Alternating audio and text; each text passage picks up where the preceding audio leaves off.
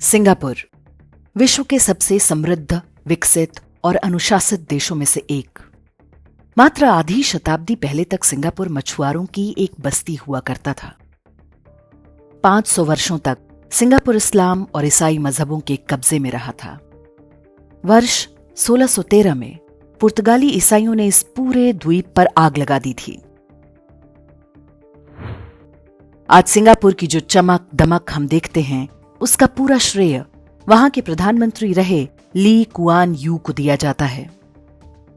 वे 1959 से 1990 तक यानी पूरे 3 दशक सिंगापुर के प्रधानमंत्री रहे। ली कुआन यू की गिनती विश्व के महानतम राजनेताओं में होती है। सिंगापुर के इतिहास को देखते हुए ली कुआन यू ने पश्चिमी अब्राहमिक मजहबों से मिलने वाली चुनौतियों से अपने देश को आगाह किया था। विशेष रूप से ईसाई धर्मांतरण पर उन्होंने जो कुछ कहा वो हम भारतीयों को भी पता होना चाहिए। My simple position is, let's stop it before it's too late. It's all silly. However hard the Christians can try, they are not going to make Singapore a Christian society. It's just not possible. They have tried in China, it failed. There's something about ancient civilizations, both India and China, the Christians did not convert. They converted segments. You may say Ganesh with his blue face and mighty arms is again superstition. But it's given succor, comfort, relief to successive generations for thousands of years. Who are you to say that your Bible is not superstition? They have converted whole island communities like Fiji. All the native Fijians have become Christians, but not the Indians in Fiji.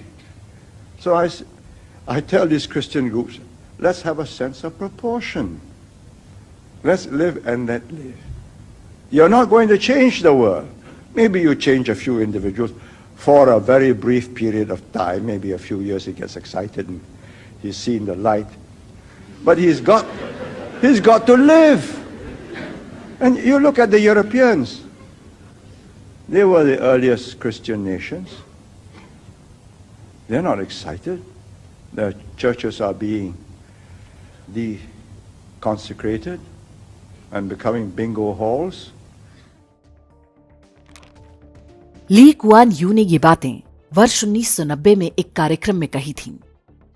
वो जो कुछ कह रहे हैं वो उन सभी लोगों को पता होना चाहिए जो आज किसी भी रूप में चर्च के झांसे में फंस रहे हैं।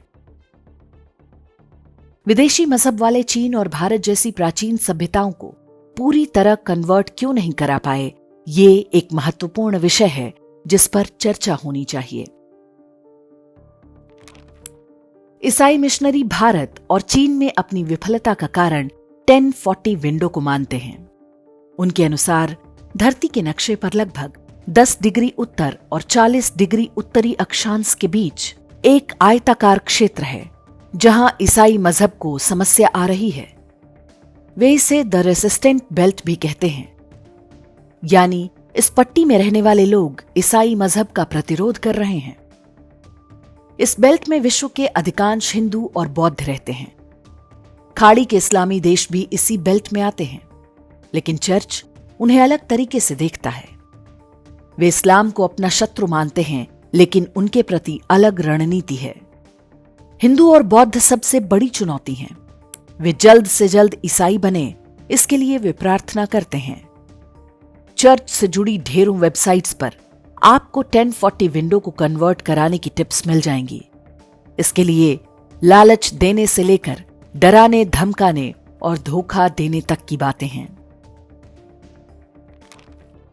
इसी स्पेशल फोकस का प्रभाव है कि 1040 विंडो में भी ईसाई धर्मांतरण में तेजी आ रही है। चीन में ईसाई जनसंख्या 6 से 9% तक पहुंच चुकी है। वहां पर बीते 2-3 दशकों में हाउस चर्च का कॉन्सेप्ट चलाया गया है, जिसमें कोई ईसाई मिशनरी अपने घर को ही चर्च घोषित कर देता है और वहीं पर वो धर्मांतरण कार्यक्रम चोरी छिपे चलाता रहता है। जीसस के फर्जी चमत्कारों की आड़ में ये काम किया जाता है। भारत में ये काम राजनीतिक संरक्षण में होता है। 2004 से 2014 तक सोनिया गांधी की देखरेख में सबसे अधिक धर्मांतरण कराए गए। जिन राज्यों में कांग्रेस या किसी अन्य ईसाई दल की सरकार बनती है, वहां पर हिंदू, बौद्ध, सिख आदि का धर्मांतरण उसका सबसे बड़ा अघोषित कार्यक्रम होता है। बाकी जिन राज्यों में ईसाइयों की सत्ता नहीं है, वहां पर चीन वाला हाउस चर्च फॉर्मूला अपनाया जा रहा है। घर पर ही लोगों को बटोरकर अंधविश्वास और चमत्कार दिखाकर उन्हें ब्रेन वॉश किया जाता है। भारत के सरकारी आंकड़ों में ईसाई आबादी 2.5% के आसपास दिखाई जाती है, लेकिन इनमें हिंदू नाम और उपनाम लगाकर छिपे क्रिप्टो क्रिश्चियनों को जोड़ा जाए तो वास्तविक संख्या 6 से 7% होने का अनुमान है। सबसे बुरी स्थिति पंजाब में है, जहां वर्ष 2011 में मात्र 1.25% ईसाई थे, लेकिन आज इनकी संख्या 15% से भी ऊपर होने का अनुमान है। श्रीलंका आधिकारिक रूप से बौद्ध देश है। 70% बौद्ध जनसंख्या है। सरकारी आंकड़ों में ईसाई 8% हैं, लेकिन बड़ी संख्या में क्रिप्टो क्रिश्चियन हैं। वर्ष 1959 में यहां के प्रधानमंत्री सोलोमन भंडारनायके की गोली मारकर हत्या कर दी गई थी। भंडारनायके भी ईसाई था। उसने आते ही श्रीलंका की सनातन धर्म से जुड़ी पहचान को मिटाना आरंभ कर दिया था। उसे गोली मारने वाला एक बौद्ध भिक्षु था। बौद्धों के प्रतिरोध के कारण उनका धर्मांतरण कुछ कम अवश्य हुआ, लेकिन अब चर्च का सारा फोकस श्रीलंकाई हिंदुओं पर है। बहुत कम जनसंख्या वाले देश मंगोलिया में भी ईसाई मिशनरियों ने जाल फैला रखा है। तिब्बती बौद्ध धर्म को मानने वाले इस देश में वर्ल्ड विजन जैसे धर्मांतरण गिरोह काफी संसाधन झोंक रहे हैं। 1040 विंडो में ईसाई मजहब की सफलता का सबसे बड़ा उदाहरण दक्षिण कोरिया है। कभी बौद्ध धर्म को मानने वाले इस देश में आज मात्र 15 से 16% बौद्ध बचे हैं। यहां पहले लोगों को नास्तिक बनाया गया और फिर धीरे धीरे उन्हें अलग अलग तरह के लालच देकर ईसाई मजहब में खींच लिया गया। अमेरिकी संस्था यूएसएड ने नेपाल के हिंदुओं के साथ भी यही रणनीति अपनाई थी। सिंगापुर को समृद्धि की ऊंचाइयों पर पहुंचाने वाले ली कुआन यू ने ईसाई धर्मांतरण के संकट को भले ही 4 दशक पहले पहचान लिया था, लेकिन उन्होंने भी समय रहते इसका कोई प्रभावी उपचार नहीं किया। उन्हें लगा था कि नैतिकता का हवाला देकर वे ईसाई मिशनरियों को धर्मांतरण से रोक लेंगे। उनका यह सोचना पूरी तरह गलत साबित हुआ। सिंगापुर में 1990 में ईसाइयों की संख्या लगभग 10 से 11% थी, जो आज बढ़कर 20% हो चुकी है। ये सारी कहानी केवल इसलिए ताकि हम समझ सकें कि ईसाई धर्मांतरण का संकट कितना गंभीर है। ईसाई मजहब का यूरोप में सफाया हो रहा है, लेकिन उतनी ही आक्रामकता से वे भारत जैसे देशों पर फोकस बढ़ा रहे हैं। उनकी आसमानी किताब नॉन बिलीवर्स को पेगन कहकर अपमानित करती है और उन्हें नष्ट करने का आदेश देती है। हिंदू और बौद्ध भी उनकी परिभाषा के अनुसार पेगन हैं। ऐसे में एक सामान्य नागरिक के रूप में हमें अधिक सतर्क रहना होगा। अपने गांव और मोहल्ले में ईसाई मिशनरियों के प्रवेश पर पूरी तरह प्रतिबंध लगाएं। हिंदू परंपराओं की नकल करके ईसाई मजहब के प्रचार के प्रयासों का विरोध करें। जीसस को किसी भी हिंदू देवी देवता के रूप में दिखाना उस देवी देवता का अपमान है। स्थानीय स्तर पर धर्म रक्षा दल बनाकर मिशनरी गतिविधियों पर नजर रखें। हिंदू नाम वाले क्रिप्टो क्रिश्चियनों पर नजर रखना सबसे आवश्यक है।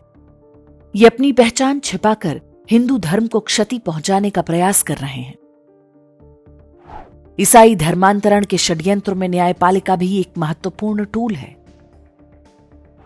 धर्मांतरण रोकने के लिए राज्यों में बनाए गए कानूनों पर जिस तरह से सुप्रीम कोर्ट ने रोक टोक लगाई है, उसका विरोध आवश्यक है। विदेशी विश्वविद्यालयों में पढ़कर आए खानदानी परंपरा के जजों के आगे हम अपनी सभ्यता को गिरवी नहीं रख सकते। भारत में चर्च ने अवैध रूप से बड़ी सरकारी भूमि पर कब्जा कर रखा है। इसे वापस लेने के लिए सरकार से मांग करें। इस बारे में विस्तार से जानने के लिए हमारे वीडियो का लिंक YouTube के डिस्क्रिप्शन में देख सकते हैं। ईसाई मजहब के बारे में सिंगापुर के नेता ली कुआन यू ने जो कुछ कहा था वो पूरे एशिया के लिए एक चेतावनी है। कुछ देशों के पास अभी समय है, कुछ के लिए बहुत देर हो चुकी है। अगले कुछ दशकों में ये षड्यंत्र और भी तेज होने वाला है। एक राष्ट्र के रूप में हमें सतर्क और सजग रहना होगा। तभी सरकारों और न्यायपालिका पर दबाव बनेगा और तभी हम अपनी संस्कृति, सभ्यता और धर्म को बचा पाएंगे।